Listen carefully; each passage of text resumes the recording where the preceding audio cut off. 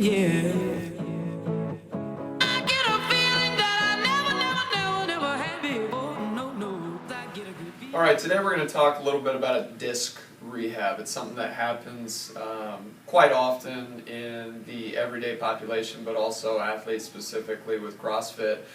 With all of the lifting that we do, it's a vulnerability that sometimes people have. So when people hurt their low backs, sometimes it's muscular, but sometimes it is disc. And today we have John here who tweaked the disc and then went out and partied it up at the Missouri-Georgia game. So not only are we dealing with damaged tissue, we're dealing with damaged and dehydrated tissue. But that's all right. You got to be a good fan. Be true to your school, and John definitely was.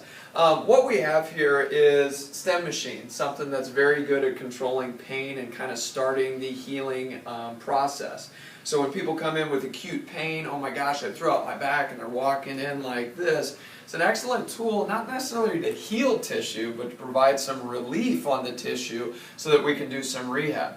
Other thing, if we take a look at what John's doing right here, is most disc injuries happen in flexion. So Jim, if you come back over here, it's when somebody kind of breaks into this position where we're rolled over and send a lot of pain or stress going out this way. Well, what we have John doing right here is he's working into extension.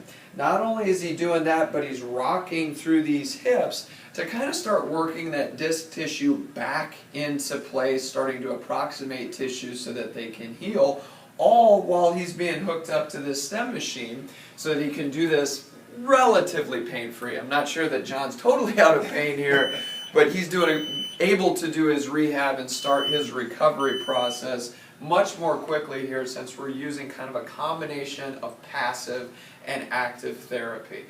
Get very good results with disc injuries, and even though, John, how many more home games do we have here?